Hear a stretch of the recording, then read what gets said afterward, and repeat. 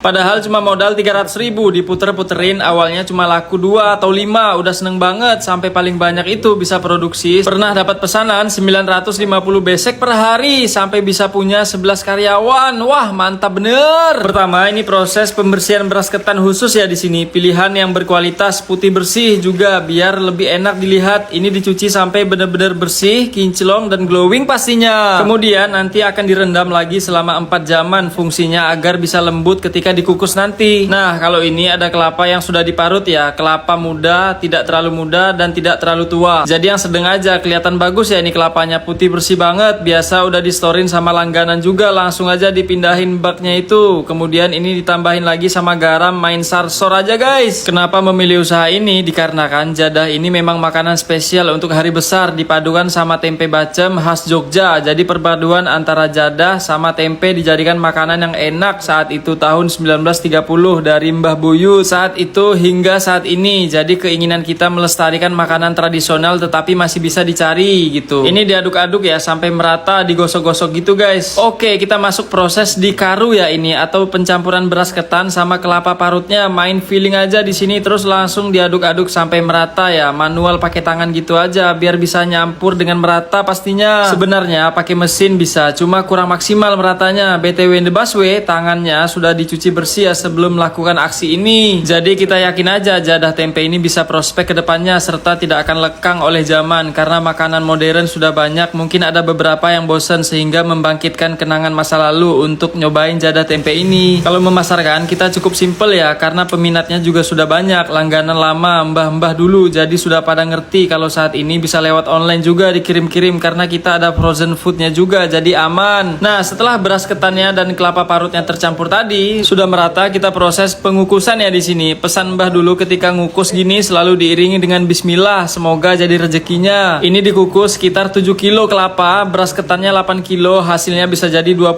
kilo, nambah karena mengembang kan. Dikukus selama 1,5 jaman, diberi lubang tengahnya agar bisa maksimal. Kalau boleh sedikit cerita, awal merintis itu lakunya cuma 2 atau 5, maksimal 10 itu udah senengnya Masya Allah, naik terus dari waktu ke waktu. Pernah paling banyak 950 besek. Wah, banyak banget. Nah, kendala pasti ada ya, naik turun kita jalani dengan enjoy dan bersyukur. Kemudian terlihat sudah mateng ya ini, tandanya kelihatan empuk banget. Jadi hampir sama seperti masak nasi kok ini, cuma ini bedanya hanya ketan aja. Langsung aja kita angkat, dipindahin di sebelah sini. Setelah itu baru deh masuk proses penumbukan ya. Kalau zaman dulu manual pakai tangan, tapi lama kelamaan capek. Kita punya ide lah membuat alat mesin tumbuk khusus untuk mengurangi tenaga. Sempat juga diremehkan, dibilang gini, kowe iku raiso dodolan, malah justru itu yang membuat saya semakin kuat. Di sisi lain itu menjadi bahan bakar semangat untuk terus maju dan berkembang serta terus belajar. Wah, keren banget. Jadi fungsinya ditumbuk gini agar ketannya itu semakin lembut dan halus lagi guys. Nah, setelah ditumbuk sampai halus tadi kita masuk proses ngepeli, dibentuk bulat gitu terus ditata aja di nampahnya guys. Jujur tidak pernah nyangka bisa sampai saat ini kalau bukan karena mbah yang selalu berpesan dilanjutkan terus sampai anak cucu. Mungkin tidak akan sampai saat ini, dukungan keluarga serta tidak lupa sama Tuhan yang Maha Esa. Senang dan bangga pastinya. Sementara itu ini ada tempe kedelai ya, dibungkus daun pisang yang berkualitas lebih bagus juga. Biasa mengolah 1.200 tempe, dibuka satu persatu ya. Yang ngebuka kulitnya ini biasanya rame, soalnya kalau cuma sendiri bisa 1 abad kalau pengerjaan ribuan tempe guys. Kalau sudah banyak dikumpulin tempenya baru dimasukkan di wajannya untuk dimasak lagi. Sekali masak cukup 400 butir aja ya, sambil diisi air juga sampai hampir penuh. Kunci bisa bertahan usahanya sebenarnya sederhana, konsisten dan gak cepat menyerah. Tiap hari ada aja kendala, tapi kalau tujuan jelas ya tetap jalan, pelan gak masalah, yang penting gak berhenti dan selalu ingat alasan kenapa memulai. Di tiap langkah ini ada warisan yang gak boleh hilang gitu. Terus masuk gula jawa yang super jumbo, masuk rempah-rempah, ada daun salam, ada laos, asam jawa, terus garam sejemput-jemput gitu aja. Udah feeling jadi biasa. Dimasak selama 5 jaman sambil dicek juga ya, jangan terlalu mateng, harus pas banget nanti teksturnya. Pesan moral yang bisa diambil, kalau tidak bisa bantu banyak orang, bantu beberapa orang. Kalau tidak bisa bantu beberapa orang, bantu 1 orang. Kalaupun tidak bisa bantu 1 orang, jangan bikin susah orang. Kalau kita mau tujuan akhir yang indah dengan proses yang gampang, itu nggak ada. Artinya kita harus mempertaruhkan hidup ini, fokuslah pada prosesnya, maka pasti menemukan akhir yang indah. Wah, mantap bener. Hasil tempenya yang sudah dibumbuin tadi seperti ini ya, tinggal digoreng aja. Gorengnya cukup simple seperti pada umumnya aja, digoreng 5 menitan aja. Tandanya itu sampai warna agak kecoklatan atau golden brown baru bisa diangkat. Jadi meskipun cuma jadah tempe begini, tapi produknya sudah menyebar hampir ke seluruh Indonesia ya. Mulai dari Papua, Bali, Surabaya, Jogja, sudah banyak dibuat oleh-oleh wisatawan Semarang, Jakarta, Sumatera, Sulawesi, dan masih banyak lagi. Selain tempe bacem tadi, di sini juga ada tahu bacem ya guys. Prosesnya sama seperti tempe. Jadi ini sudah dibumbuin juga, tinggal digoreng aja guys. Kalau semisal sudah semua, jadi deh tinggal dikemas, dibungkus sesuai pesanan, siap untuk dikirim ke pelanggan setianya. Sempat ngobrol sama ownernya, saya punya kesempatan buat lihat langsung proses produksinya dari awal sampai akhir. Lalu gimana kalau ada meniru usaha ini? Ya nggak apa-apa, buat penikmat jadah tempe, mereka pasti bisa merasakan bedanya. Lagi pula kita di sini nggak pakai bahan pengawet, jadi lebih alami dan aman. Kalau ada saingan ya itu bagus, malah bangga kalau sampai ditiru. Itu artinya produk kita dihargai dan berkualitas. Nah, buat teman-teman yang mau nyobain bisa banget dikirim-kirim, hubungi di sini aja ya. Terima kasih, semoga bermanfaat. Sampai jumpa di video selanjutnya guys.